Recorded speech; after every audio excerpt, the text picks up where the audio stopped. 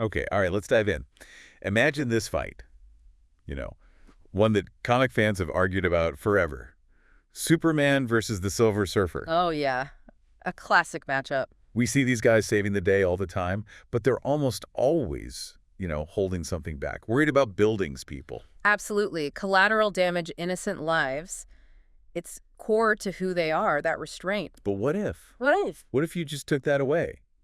Completely. Both of them pushed to the absolute edge, fighting all out, no holding back at all. That's the fascinating hypothetical, isn't it? And that's exactly what this deep dive is exploring based on the sources we've looked at. Exactly. We've got a stack of analyses here, stuff that really gets into their powers, their combat experience, strengths, weaknesses, even their fighting styles. And it culminates in a simulated outcome for this specific no-holds-barred scenario. All right, so our mission today, let's unpack the key arguments, the really interesting details from all this material. We're doing this deep dive for you, listening right now, trying to cut through the noise and see what these sources actually suggest, gives one of them the edge when the gloves finally come off. Sounds good. Let's get into it. Okay, so let's start with the big blue Boy Scout himself, Superman.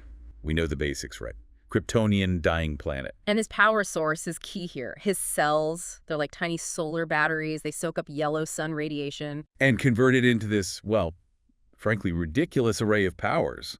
Near invulnerability, godlike strength. And the sources, they give some pretty mind-blowing examples of that raw power. Like in All-Star Superman, him bench pressing the Earth's weight. For 5 days straight, without sweating. It's just nuts. It really is. And that's not even the half of it. Shattering moons, going toe-to-toe physically with beings like Darkseid. Surviving supernova blasts. Yeah, black hole gravity, planets crashing into him. His ability to just take punishment is legendary. It hits from Doomsday that would vaporize almost anyone else. He tanks them. That physical power and toughness is his calling card.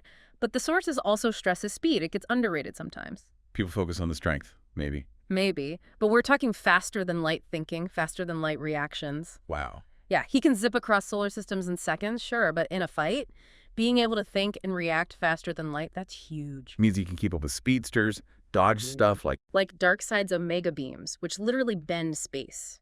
His ability to operate mentally and physically at FTL speeds is a massive combat advantage. And he's not just some super fast brick wall either. The sources really hammer home his combat experience. Definitely. He's a warrior, deep down. Fought countless battles against ridiculously powerful enemies.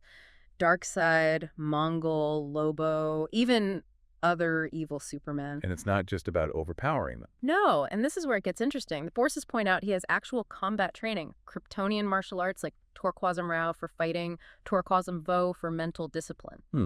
Didn't know about those specifically. Yeah, and depending on the continuity, he's also trained with people like Wonder Woman, even Batman, master combatants. So he's got technique, not just swinging wildly. He absolutely has technique. He's a skilled close quarters combatant when he needs to be. Okay, got it. Superman. Huge power, FTL speed, surprisingly skilled fighter. Now, the Silver Surfer, Norrin Radd, totally different origin. Completely. Sacrificed to save his planet Zenla, became the herald for Galactus.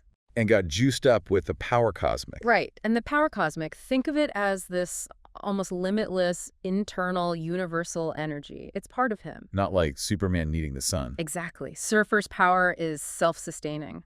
Always there. Constantly renewable from the universe itself. Big difference. And that power gives him insane versatility. The sources say that's maybe his most dangerous aspect. More than just raw power. That's what they argue. He can manipulate matter, atom by atom. Whoa. Generate energy blasts that can destroy planets, travel through time, dimensions, across galaxies in seconds. Okay, that's a lot. And here's a huge one. He can absorb and redirect basically any form of energy. Any energy. Durability. He's tangled with the heaviest hitters in Marvel. Thor, Hulk, Gladiator, Beta Ray Bill. He's shattered huge asteroids, taking direct hits from Mjolnir.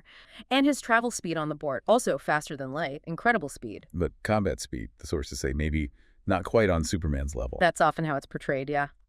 Traveling vast distances, FTL is one thing. Reacting, dodging, striking in close quarters combat at those speeds, maybe less consistent for Surfer. Where he does excel is awareness. Right. Cosmic senses. Oh, absolutely. Cosmic awareness. He can sense energy shifts across galaxies, impending threats, anticipate attacks. It's like a universal spidey sense almost. Okay, so let's put their fighting styles side by side based on the sources.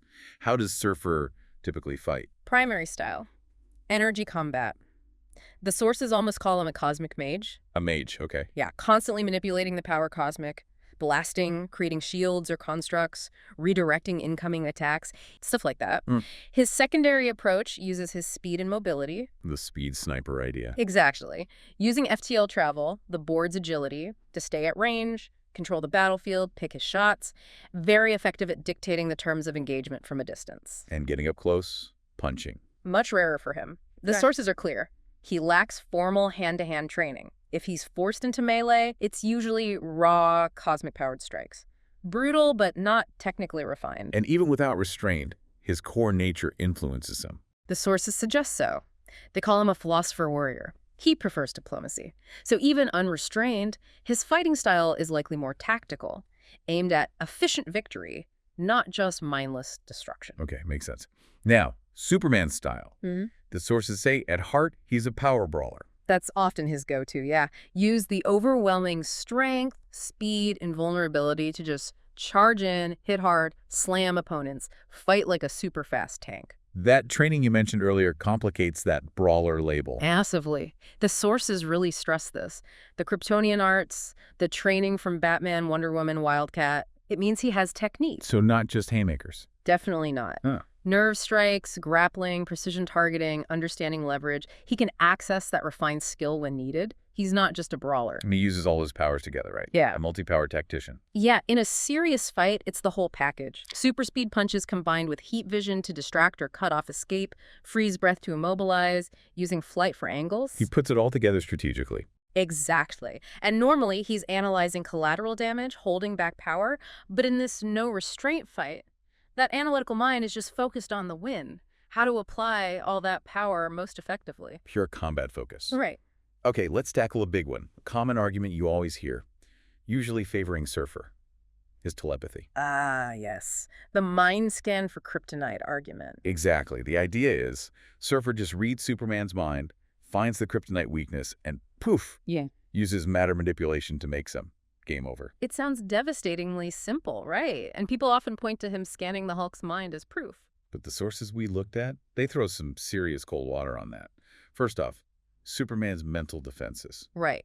That Torquemada training isn't just philosophy. It includes techniques to shield his mind, block intrusion. Like emptying the mind. Yeah, and we've seen in canon, like Justice League Unlimited, that characters with enough willpower, and Superman has tons, can resist powerful telepaths like Gorilla Grodd. It's not easy to just walk into his head. Okay, resistance. And what about that Hulk example everyone uses? This is crucial.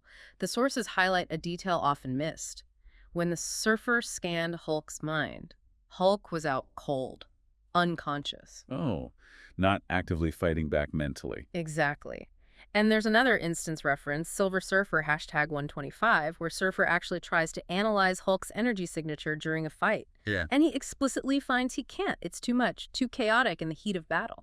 So the idea of Surfer casually performing a deep mental probe, extracting specific weakness data, while dodging FTL punches from a resisting Superman. Seems highly improbable based on that context, maybe impossible mid-combat. It really shows why digging into the details matters, doesn't it? The context changes everything. Absolutely. A feat in one specific situation doesn't automatically apply everywhere, especially not in a high-speed, no-holds-barred fight. Fascinating. Okay, So boiling it down to core advantages identified by the sources, what's in Surfer's corner in this specific fight?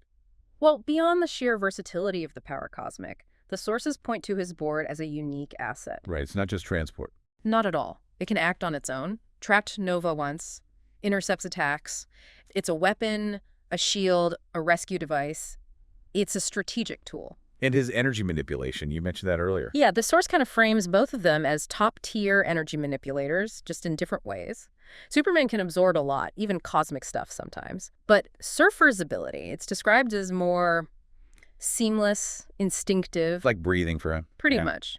Absorbing, redirecting, weaponizing almost any energy, solar, magic, cosmic, gamma with pinpoint control, instantly mid-fight. That gives him a slight tactical edge and just pure energy interaction. Okay, so Surfer, Versatility, the board, and that edge in energy manipulation. Yeah. What about Superman's core advantages, according to the sources? Combat training and experience, that's highlighted as huge. He's not just strong, he's a skilled, disciplined fighter. Back to the martial arts. Exactly.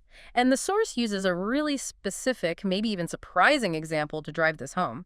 Surfers fight against a character called Warrior One. Warrior One. Never heard him. Right. Not exactly A-list. He's basically a space cub who uses gravity powers. From Silver Surfer, Volume 7, issue #6, back in 2014. Okay, so what happened? In their first fight, the source notes Warrior One, this gravity cop, actually outskilled Silver Surfer in close combat. Seriously? Yeah.